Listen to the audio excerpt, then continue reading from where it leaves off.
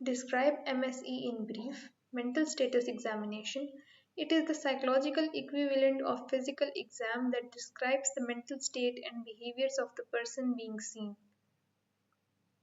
It includes both objective observations of the clinician and subjective descriptions given by the patient. It is a combination of formal and informal forms of assessment. There are different dimensions on which a clinical psychologist works upon: general appearance, psychomotor behavior, speech, mood and affect and cognition. ये एक ऐसा examination होता है जो कि लिया जाता है ताकि क्लाइंट की मेंटल स्टेट को देखा जा सके। इसमें क्लिनिशियन के ऑब्जेक्टिव ऑब्जर्वेशंस और जो पेशेंट की सब्जेक्टिव डिस्क्रिप्शन है जो उसने होती है वो शामिल होती है। ये कॉम्बिनेशन होता है फॉर्मल एंड इनफॉर्मल असेसमेंट्स का। इसमें जिन चीज़ों पर गौर किया जाता है वो है क्लाइंट की general appearance, psychomotor behaviour, speech, mood and affect और cognition. What is the difference between DSM-5 and ICD-10? DSM-5 diagnostic and statistical manual ये पब्लिश किया था अमेरिकन साइकेट्री एसोसिएशन ने और इसमें सिर्फ साइकेट्रिक डिसऑर्डर्स की बात की जाती है। On the other hand ICD international classification of diseases ये पब्लिश किया था WHO वर्ल्ड हेल्थ ऑर्गेनाइजेशन ने और इसमें साइकेट्रिक और फिजियोलॉजिकल डिजीजेस की बात की जाती है। What are three essential features of a treatment plan? Treatment plan में किन किन चीज़ों का होना ज़रूरी है? सफरर, पेशेंट, क्लाइंट जिसको थेरेपी की ज़रूरत है। A trend socially accepted healer, therapist जिसकी एक्सपर्टीज़ को क्लाइंट खुद भी मानता है और उसके सोशल ग्रुप भी मानता है। A series of contacts between the healer and the sufferer, through which the healer tries to produce certain changes in the sufferer's emotional state, attitudes, and behavior. What are the different modalities of treatment or major psychotherapy approaches? Socio culture modality जो है इसमें client के जो societal और cultural aspect है उसकी problems के उस पर ध्यान दिया जाता है। साइको एनालिटिक जो है उसमें क्लाइंट के जो ट्रॉमा है जो चाइल्डहुड में उस पर गुजरी है उस पर फोकस किया जाता है। ह्यूमनिस्टिक एग्जिस्टेंशियल कॉग्निटिव REBT ये MCQ में पूछा जाता है कि REBT किस मोडालिटी पर काम करता है, तो ये कॉग्निटिव मोडालिटी पे काम करता है। बिहेवियरल बायोलॉजिकल बिहेवियरल में जो है बिहेवियर थेरेपी दी जाती है और इसमें क्लासिकल एंड ऑपरेंट कंडीशनिंग भी शामिल होता है। बायोलॉजिकल में ड्रग्स दिए जाते हैं, मेडिसिन से इलाज किया जाता है। Who are the members of treatment team? Psychiatrist जो कि मेडिकल प्रोफेशनल होता है और वो मेडिसिन प्रिस्क्राइब करता है। साइकोलॉजिस्ट जो कि थेरेपी में मदद करता है। सोशल वर्कर जो है वो क्लाइंट की जो सोशल और फेमिलियल प्रॉब्लम्स हैं उसे जानता है और रिपोर्ट बैक करता है। हेल्पिंग स्टाफ होता है जैसे कि नर्सेज, वो पेशेंट का ख्याल रखती हैं। फैमिली जो है वो इम्पोर्टेंट रोल प्ले करती है, जो भी ताकीद साइकियाट्रिस्ट ने और साइकोलॉजिस्ट ने की है उसका भरपूर ख्याल रखती है। Name any three parts of a neuron structure. Neuron का स्ट्रक्चर अगर आप देखें तो इसमें जो एंटीना लाइक स्ट्रक्चर है ये इसे कहते हैं डेंड्राइट और ये जो है इसे कहते हैं सेल बॉडी। ये जो एक लॉन्ग सा फाइबर है इसे कहते हैं एक्सॉन। दो न्यूरॉन्स के दरमियान में एक स्पेस होती है उसे कहते हैं synapse.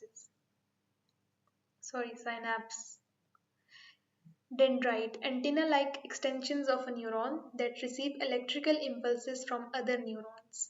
Cell body, the central part of a neuron containing the nucleus, processes incoming signals from dendrites. Axon, a long fiber extending from the neuron's cell body that transmits electrical impulses to other neurons. Synapse, the tiny gap between two neurons where neurotransmitters are released to pass signals to the next neuron.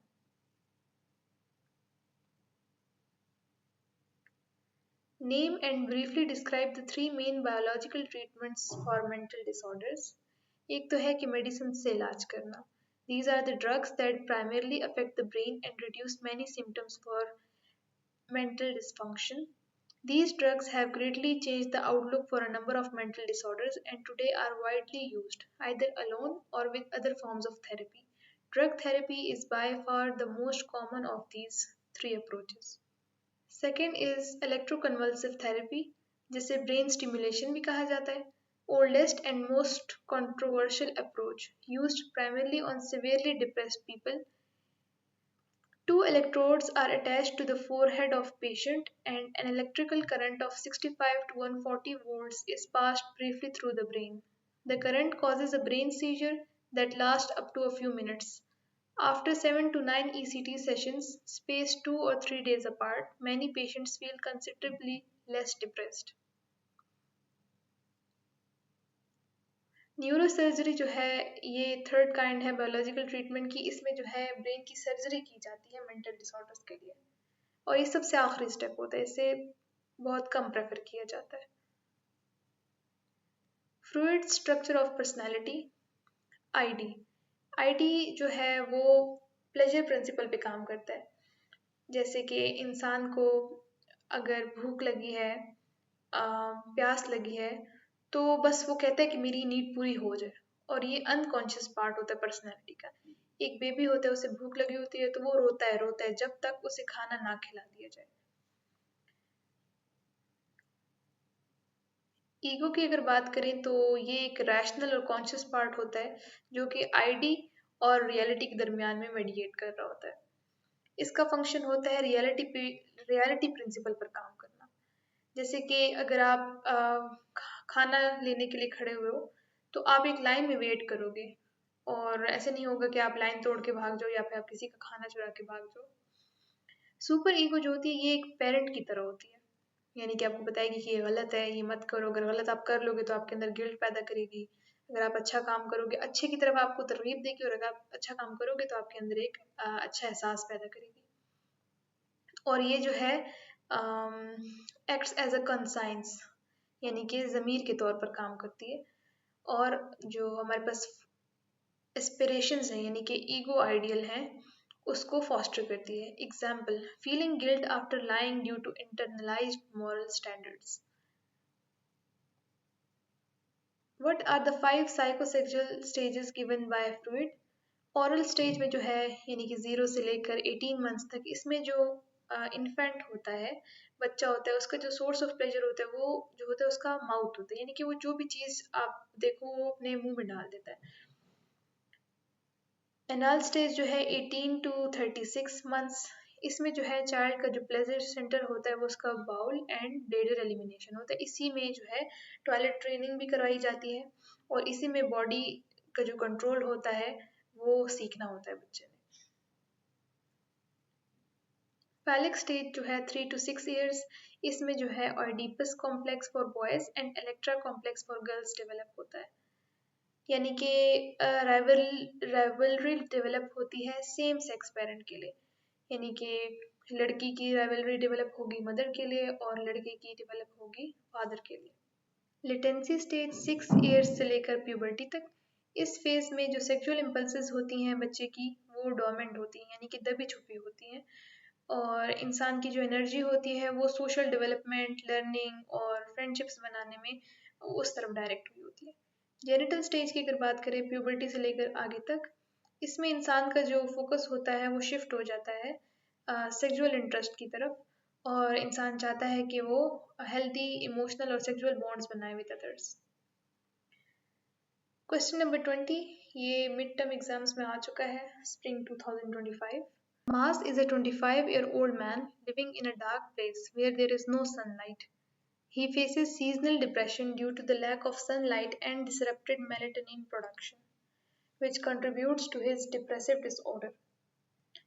तो ये एक scenario बताया हुआ है और इसमें पूछा जाता है कि क्या वजह हो सकती है कि वो ऐसे इलाके में रहकर सीजनल डिप्रेशन का शिकार हो जाता है. मेलेटोनिन एक ऐसा हार्मोन है जो कि स्लीप रेगुलेटिंग करता है और ये जब अंधेरा हो जाता है तब ये सीक्रेट होता है. लेकिन मास के केस में वो एक ऐसे इलाके में रहता है जहाँ पर ज़्यादा देर तक डार्कनेस होती है, यानी कि ये हार्मोन जो है ज़रूरत से ज़्यादा रिलीज़ होगा. ज़रूरत से ज़्यादा रिलीज़ होने की वजह से उसका जो स्लीप साइकिल है वो डिसरप्ट हो जाता है और मूड रेगुलेशन भी ख़राब हो जाती है, इसलिए उसे सीजनल अफेक्टिव डिसऑर्डर हो जाता है.